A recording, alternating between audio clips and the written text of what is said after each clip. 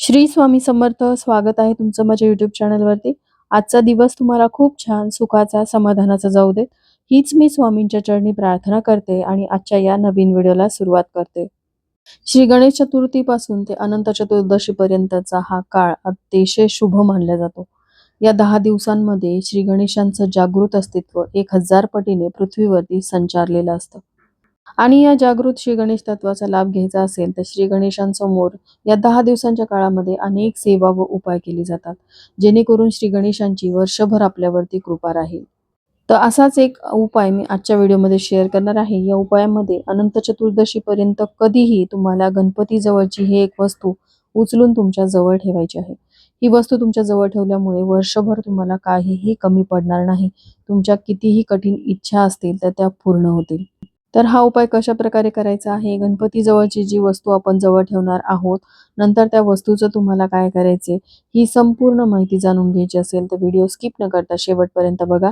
चॅनलवरती पहिल्यांदा आला असाल तर नक्कीच सबस्क्राईब करा आणि असेच नवनवीन माहितीपूर्ण व्हिडिओ बघण्यासाठी बेल आयकॉनलाही क्लिक करा.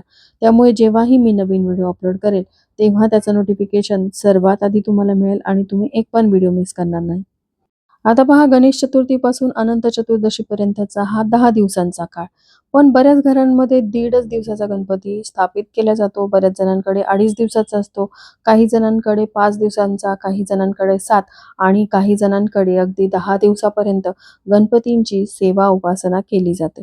तुमच्याकडे कितीही दिवसाचा गणपती बसत असेल, तुम्ही समजा विसर्जन गणपतीचं केलं असेल, तरी देखील हा उपाय जो आहे तो तुम्हाला अगदी करताच येणार आहे. कारण सांगितल्याप्रमाणे 1000 पटीने गणेश तत्व हे पृथ्वीमध्ये संचारलेलं असतं आणि या गणेश तत्वाचा आपल्याला लाभ घ्यायचा आहे.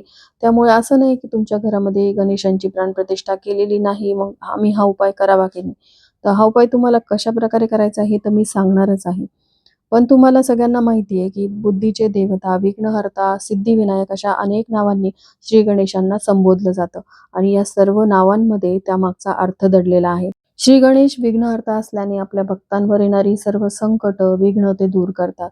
याशिवाय ते बुद्धीचे देवता आहेत, त्यामुळे तुमच्या मुलांविषयीच्या काही समस्या असतील, मुलांचं अभ्यासामध्ये मन लागत नसेल किंवा मुलांची प्रगती होत नसेल, म्हणावं तसं त्यांना करिअर मिळत नसेल, ते स्पर्धात्मक परीक्षेसाठी तयारी करताय पण तरी देखील त्यामध्ये त्यांना यश मिळत नसेल किंवा नोकरीविषयक, व्यवसायाविषयक काही त्यांच्या समस्या आहेत.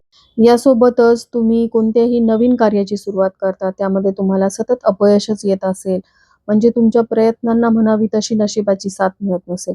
तुम्ही खूप कष्ट करताय, मेहनत करताय, तुम्ही कष्ट करून मिळवलेला पैसा घरामध्ये येतो, पण तो फार काळ टिकत नाही. यानं त्या कारणाने तो घराबाहेर निघून जातो. म्हणजेच मिळकतीपेक्षा तुमचा खर्च अधिक आहेत आणि अधिक पैसा मिळवण्याचे मार्ग तुमच्यासाठी खुले होत नाहीत. तुमच्यावर कर्ज झालेलं आहे आणि कर्जातून तुम्हाला बाहेर कसं पडायचं हे समजत नाहीये. आणि म्हणूनच या 10 दिवसांच्या काळामध्ये गणपतींसमोर अनेक सेवा व उपाय केले जातात. आता उपाय करायचा म्हणजे तुम्ही कष्ट करायचे नाहीत असा होत नाही. तुमच्या कष्टाला तर पर्याय नाही, पण आपल्या कष्टाला, मेहनतीला नशिबाची साथ मिळावी, प्रयत्नांना नशिबाची साथ आणि गणपतींचे आशीर्वाद लाभावेत, यासाठी हा उपाय जो आहे तो करायचा आहे. यामुळे तुमच्या सर्व इच्छा, मनोकामना पूर्ण होतील.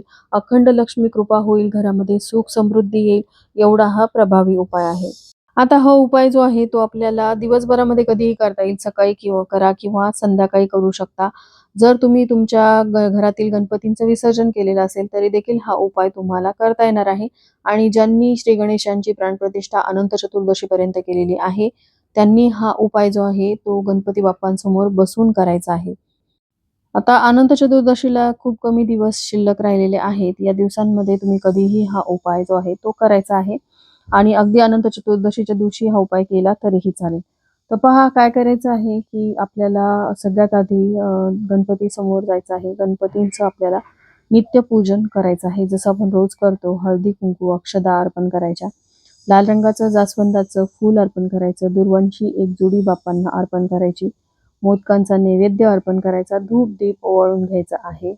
आणि जर तुम्ही देवघरासमोर बसून हा उपाय करणार असाल तर देवघरासमोरील दिवा प्रज्वलित करायचा, कारण कोणतीही सेवा ही अग्नीच्या साक्षीने होते. धूप अगरबत्ती लावून घ्यायची आणि त्यानंतर या सेवेला सुरुवात करायची. त्याआधी तुमच्या देवघरातील गणपती बाप्पांना हळदी कुंकू, अक्षदा, लाल रंगाचं जास्वंदाचं फूल, दुर्वांची एक जुडी अर्पण करायची आणि मोदकांचा नैवेद्य, जरी तुम्ही बाप्पांचं विसर्जन केलेलं असेल तरी देखील मोदकांचा नैवेद्य अर्पण करायचा आणि त्यानंतर तुम्हाला एक शुद्ध गाईच्या तुपाचा दिवा लावायचा आहे. तुम्ही एक निरांजनी घ्यायची आहे, त्यामध्ये एक फुलवात घ्यायची. फुलवातीचं वरचं टोक तुम्हाला कुंकवाने लाल करायचं आहे आणि त्यामध्ये तुम्हाला शुद्ध गाईचं तूप घालायचं आहे. गाईचं तूप नसेल, म्हशीचं तूप घातलं तरी चालेल. त्यामध्ये तुम्हाला चिमूटभर हळद घालायची आहे. त्यानंतर त्या दिव्यामध्ये एक अखंड लवंग देखील तुम्हाला टाकायचे आहे आणि तो दिवा प्रज्वलित करून मग तुम्हाला या सेवेला सुरुवात करायची आहे. तर या सेवेसाठी जी वस्तू तुम्हाला घ्यायची आहे ती म्हणजे ₹11. आता हे ₹11 म्हणजे ₹10ची नोट आणि ₹1चं नाणं असं घेऊ शकता किंवा ₹10चं नाणं आणि ₹1चं नाणं असे 2 नाणी तुम्ही घेऊ शकता. आता ह्या 2 वस्तू तुम्ही घेतल्यानंतर तुम्हाला त्या बाप्पांसमोर ठेवायच्या आहेत किंवा तुम्ही उजव्या हातामध्ये या दोन्हीही वस्तू पकडू शकता. आता या वस्तूवरती आपल्याला लक्ष्मी प्राप्तीसाठीची सेवा करायची आहे. तर त्यासाठी तुम्हाला एका मंत्राचं पठण करायचं आहे. तो मंत्र म्हणजे श्री गणेशांचा अतिशय साधा, सोपा पण त्यांना प्रिय असलेला मंत्र ओम गणपते नमः या मंत्राचा तुम्हाला 108 वेळा जप करायचा आहे आणि त्यासोबतच तुम्हाला 3 वेळा अथर्व शीर्षाचं पठण करायचं आहे. अथर्व शीर्ष तुम्हाला वाचता येत नसेल तर तुम्ही YouTubeवरती लावून देऊ शकता. 3 वेळा तुम्हाला हे पठण करायचं आहे आणि फलश्रुती मात्र तुम्हाला एकदाच पठण करायची आहे किंवा श्रवण करायचे आहे. त्यानंतर तुम्ही जे ₹11 बाप्पांसमोर अर्पण केलेले आहे, ते तुम्हाला दिवसभर बाप्पांसमोरच ठेवायचे आहेत. आता अनंत चतुर्दशीच्या दिवशी तुम्ही हा उपाय केलाय, तर अनंत चतुर्दशीच्या दिवशी आपण बाप्पांचं विसर्जन करतो. तरी देखील तुम्ही जिथे बाप्पांची स्थापना केलेली होती तिथेच ते ₹11 तुम्हाला ठेवायचे आहेत. त्यानंतर दुसऱ्या दिवशी सकाळी उठल्यानंतर तुम्हाला अंघोळ वगैरे करायची आहे. त्यानंतर तुमच्या देव्हाऱ्यातील देवांची देवपूजा करून घ्यायची आणि त्यानंतर हा हा जो उपाय आपण केलेला होता म्हणजे हे ₹11 बाप्पांसमोर ठेवलेले होते, ते तुम्हाला तिथून उचलायचे आहेत. यामध्ये ₹1चं नाणं आपण जे वापरलेलं होतं, ते उचलून आपल्याला आपल्या तिजोरीमध्ये ठेवायचं आहे आणि जे ₹10 आपण ठेवले होते, त्या ₹10चं तुम्हाला काय करायचंय तर पहा, तुमच्या घराच्या आसपास एखादं श्री गणेशांचं मंदिर हे असतं.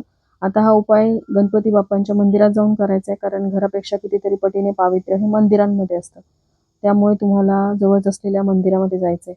घराच्या आसपास एक तरी मंदिर हे असतंच. तिथे जायचं आणि ही ₹10ची नोट जी आहे, ती तुम्हाला तिथे असलेल्या मंदिराच्या दानपेटीमध्ये टाकायची आहे.